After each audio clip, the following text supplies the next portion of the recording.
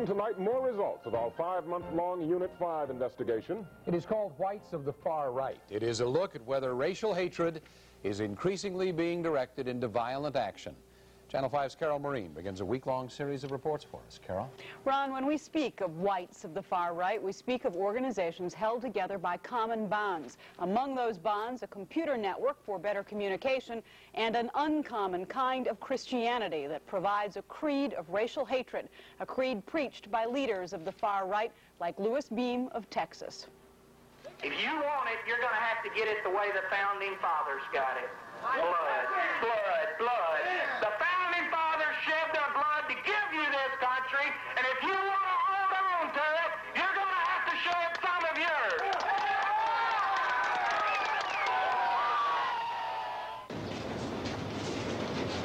Blood has been shed. Bloodshed authorities see as evidence of a newfound potential for violence among whites of the far right. The most famous recent case, Gordon Kahl of the group Posse Comitatus. Gordon Kahl killed 2 federal marshals in North Dakota and was in turn killed by authorities in Arkansas 2 years ago. 2 months ago, Robert Matthews, a disciple of another group, the Aryan Nations, shot a federal agent in Oregon. Matthews in turn died in a firefight with authorities in Washington state. This Thanksgiving, at her rural Missouri home, Norma McPherson, a member of yet another organization, the Illinois-based Christian Patriots Defense League, took 2 hostages, shot one of them, and then killed herself. All 3 of these people came from groups which believe that Armageddon is at hand and the survival of the white race is at stake.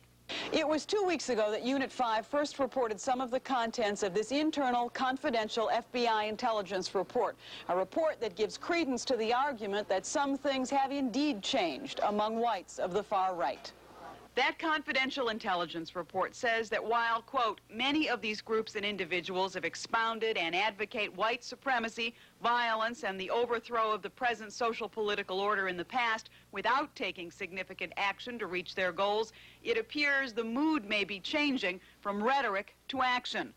Further, the FBI memo goes on to say that a loose-knit organization now exists nationwide, and among its leaders, Richard Butler of the Aryan Nations in Idaho, Colonel Jack Moore of the Christian Patriots Defense League, which is headquartered here in Illinois, Jim Ellison of the Covenant Sword and Arm of the Lord in Arkansas, Robert Miles of the Mountain Church in Michigan, Thomas Metzger, former Grand Dragon of the Klan in California, and Louis Beam of Texas, a computer expert who has used his skill to help establish what is now a nationwide computer setup that provides a sophisticated communication system linking these separate white supremacist groups. Can't beat that with a stick. If this new computer network now unites these different organizations of the far right, there is another thing that gives this movement unity.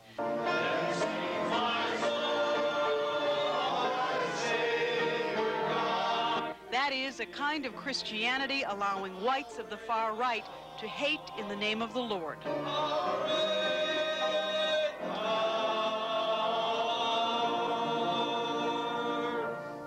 The Jews are not Israel. They are not the chosen people of God. America is cursed because we've allowed these Antichrist Jews into our midst.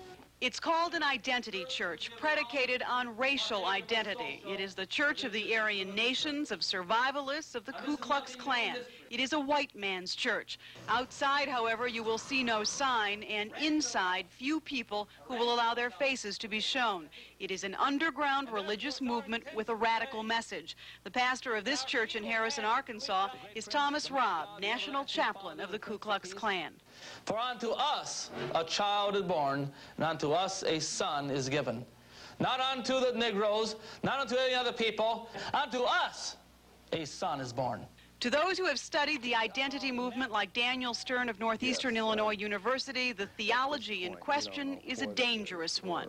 The change that has happened in the new resurgence of the paramilitary right is that they all now have a common Nazi ideology. The identity movement is sort of the religious underpinning of the political ideology. It's the church of the fascist movement in the United States.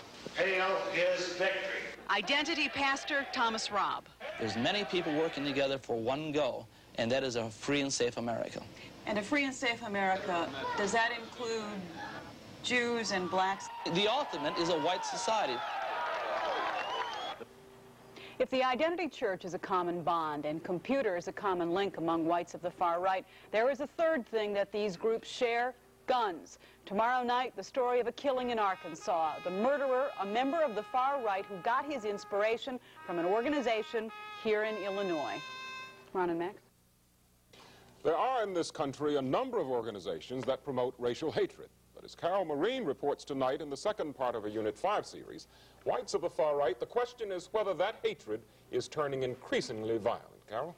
Max, the FBI is currently looking at a number of these groups of whites of the far right, and based on a confidential intelligence report Unit 5 obtained, one of those groups is located here in Illinois, in downstate Florida. The organization is called the Christian Patriots Defense League, and one of its members recently made murder his mission. We do not need to remind God about how gentle and polite Lewis Perry was with us. Lewis Perry Bryant was 37, a husband, a father of 2, and an Arkansas state trooper. He was killed 6 months ago. The man who gunned him down was a white of the far right. It was on this highway that connects to Queen, Arkansas with Texarkana that State Trooper Lewis Bryant would routinely do his job for the last time. What he thought he was doing was stopping an ordinary motorist on a traffic violation. As it would turn out, there was nothing ordinary at all about Richard Wayne Snell. Richard Wayne Snell was a patriot who in 1981 saw his life change. You can call it born again, you can call it conversion, you can call it turning over a new leaf. You can call it anything you want to. I don't care. I return to the faith. That faith took the form of the Christian Patriots Defense League, a national survivalist organization headquartered in southern Illinois in this dilapidated replica of Mount Vernon. Its leader is John Bob Harrell, former millionaire and former federal prison inmate convicted years ago of harboring a deserter. What Harrell preaches are the basic tenets of the far-right white movement. That is, that a Jewish conspiracy is destroying the economy, that integration and intermarriage are polluting the white race, and that Armageddon is at hand. We're getting ready for an Armageddon-type setting in the world. If you like to report news, you got here at the right time. The big news is yet to come. John Bob Harrell's big news is that society's collapse is imminent. And this June at the CPDL's annual conference in Licking, Missouri, he delivered that sermon again to all who would listen, including Richard Wayne Snell. Wayne Snell, a week after having been to Licking, Missouri, a conference, was paranoid to the point that he felt extremely threatened by that. Russell Welch is an investigator for the Arkansas State Police on the Snell case. That trooper was a symbol of something terrible. And so Richard Wayne Snell this June did something terrible. When Officer Bryan stepped out of his patrol car, I rolled out of my van and I shot Officer Bryan twice from the hip. The van that Snell was driving was a traveling arsenal. 3 handguns, 2 of which had silencers on them. The .45 caliber machine gun, which was fully automatic, which had a silencer on it. 3 hand grenades. What was the mask for? I feel like it was used for robberies myself. He's not the type to go trick-or-treating. For Richard Wayne Snell, those weapons were his defense against the enemies of his country. At what point is something like this justified, or at what point is it unforgivable? I saw a unit with the lights on. For Mrs. Winona Bryant, wife of the slain state trooper, at no point can this murder be justified. Mrs. Bryant was driving to meet her husband the day he died. It was she who found his body on the side of the road. I looked down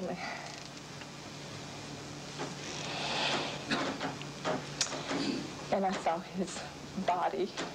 I saw him and I went to him. I felt for a pulse. I don't think I felt one.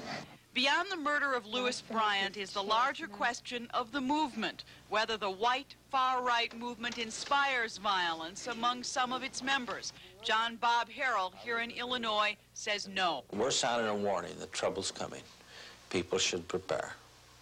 Don't do anything violent. don't break the law. When you say things like the end is near or the end of this era is near, doesn't that begin to feed some of that fear, that paranoia, that anger? Well, some people would believe so, but I believe to be forewarned is to be forearmed. But members of law enforcement disagree, among them Russell Welch of Arkansas. The potential frightens me.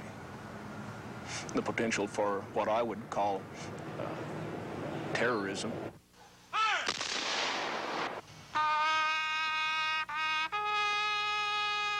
There's potential for a great deal of destruction.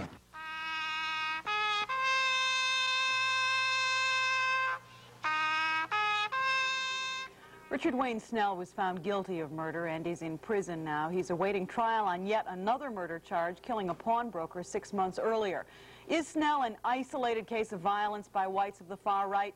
No. Recently, there have been a number of others, ranging from murder to hostage-taking to bank robbery, and that is one of the reasons the FBI currently is investigating what it believes to be a loose-knit network of whites of the far right.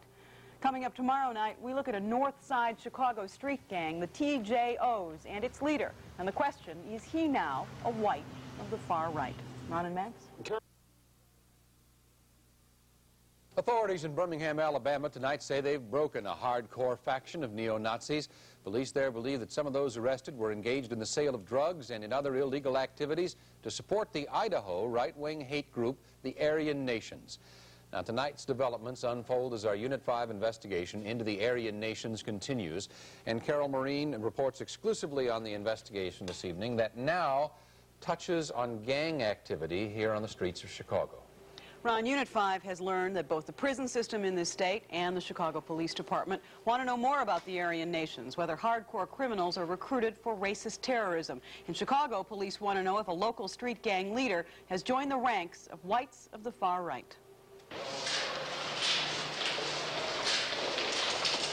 Gary YARBROUGH is one of the leaders of a far-right group in Idaho called the White American Bastion.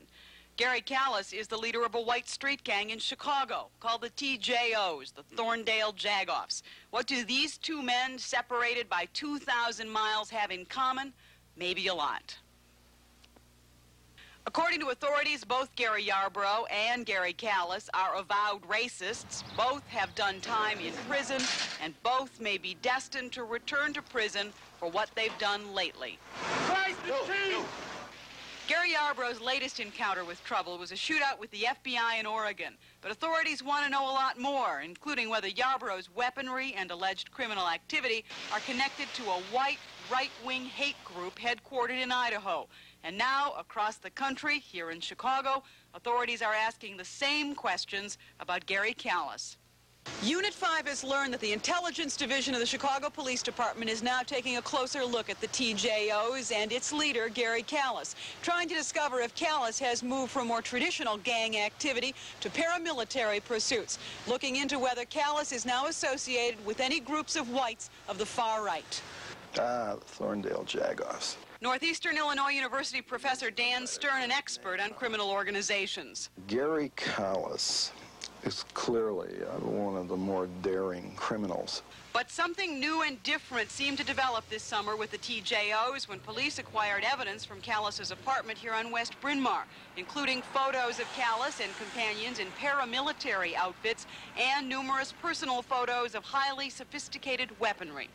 Then, 2 months later, in this parking lot of 5900 North Clark, new questions developed about Gary Kellas's alleged criminal activity and where it was all leading.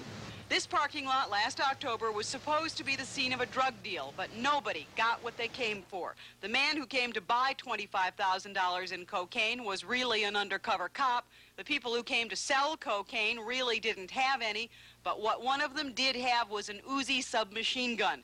That man, according to police, was TJO leader Gary Kellas, who police say got out of his car with weapon drawn and told the undercover officer to hand over the cash or he'd kill him.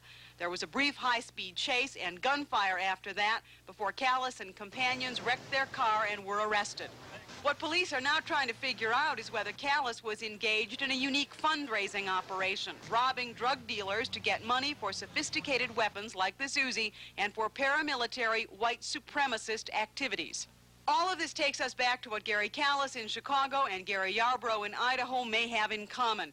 Both men, YARBROUGH while he was in an Arizona prison and Kellas while he was in Menard Prison here in Illinois, were associated with prison gangs known as Aryan Nations or Aryan Brotherhood.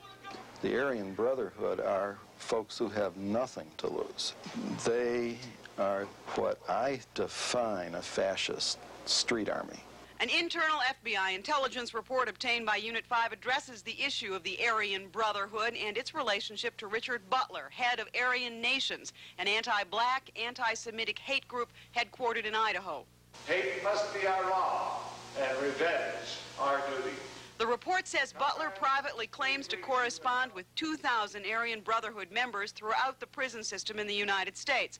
Richard Butler says there is nothing sinister about that. We do it as a missionary activity. But the FBI's intelligence suggests there may be a plan to use Butler's so-called missionaries once they're released in, quote, assassinations and burglaries. That's what police are investigating with regard to Gary YARBROUGH in Idaho now, and that's what sources tell us Chicago police are investigating with regard to Gary Kellas here in Chicago.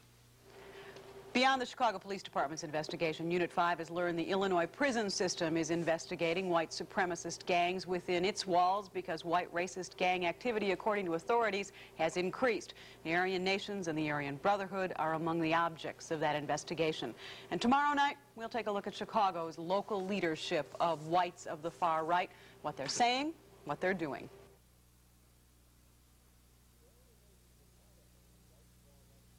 The Aryan Nations in Idaho, a white far-right white hate group, may seem a long way off, but it isn't. As Carol Marine reports in her continuing Unit 5 investigation, Chicago has connections to that group and to other whites of the far right. Carol? Max, among other things, this is the story of a woman who says she raised her children to believe that racism is wrong. Now she fears that one of those kids has joined a group of whites of the far right that may be turning racist rhetoric into violent action. I think my son is in serious trouble. This woman lives in northwest Indiana. Her son left home 7 years ago to join the Aryan Nations in Idaho, an anti-black, anti-Semitic, anti-government organization. Federal authorities have now identified 12 Aryan Nation disciples as suspects in armed robberies, shootouts, and murder. And this woman has just learned the FBI now wants to question her son about the activities of these whites of the far right. When he left, I knew then that he was going to be into some kind of trouble. She agreed to talk with us on the condition we identify neither her nor her son. He was such a good little boy, very bright, a good boy. Even when he was a teenager, I never had to worry about him being with the wrong kind of people. But back in the 1970s, this woman says her son, among other things, was influenced by the Nazis here in Cicero. But then so were others. And while this small, though infamous group has now disbanded, some of its members are still part of the white far right, pursuing the same objectives. Among them Art Jones, who is now head of the America First Committee here in Chicago. I am pro-American, pro-white, pro-Constitution, pro-Christian, and anti-communist and anti-Zionist. Art Jones is well aware of the violent episodes currently being associated with whites of the far right, including the Aryan Nations. But he looks at that violence in a different context. The danger is not from the right. The danger is from the left. Do you condone the violence on the right? I will do anything to save my country. I don't condemn them for what they did, but I don't advocate it at this point in time. Art Jones says he believes in a political solution to achieve his goal of a white American society, and to that end, he has run for Congress and plans to try again in '86. But not everyone subscribes to a peaceful or a political solution. According to the Anti-Defamation League, threats or assaults on Jews or Jewish institutions, regionally and locally, have increased in the last year. And the Chicago Reporter, a newsletter on racial issues, says there has been in the last year a serious outbreak of violence and harassment against blacks in the Chicago area. The recent examples abound. But a critical and unanswered question in all of this is how many of these racial incidents were the result of an organized movement and how many of them were simply freelanced by individuals acting alone. I was locked up in Chicago, and I'm proud to be. I was proud that I was locked up because that shows that I'm not just zero. Clark Martell was another who was part of the Nazi movement in the Chicago area in the late 70s, but he began freelancing acts of racial hatred and violence earlier. By his own admission, he tried to firebomb his high school years ago, and in 1979, he was convicted of the attempted arson of the home of an Hispanic family. He went to prison for a while, and now out, he currently faces charges in Oak Park of painting swastikas on stop signs. His avowed enemies include blacks and Jews. By what right do you as a white person interfere with a black or a Jew or an Hispanic or anybody else? The right, what is right? The definition of right to me is might. Now Martell has formed his own organization called Romantic Violence, predicated on the bizarre combination of punk rock and Nazism. He claims to have a following. There is no evidence that he does. In point of fact, there is no hard evidence indicating the exact size of the entire white far-right movement, though by most accounts it is judged to be a relatively small one. What law enforcement officials fear is, though these groups may be small, some of them, like the Aryan nations in Idaho, harbor a real potential for violence. It is not just a concern confined to law enforcement. It is a fear held by those who have had contact with whites of the far right, including locally this mother of one of them. What do you want your son to do? I want my son to go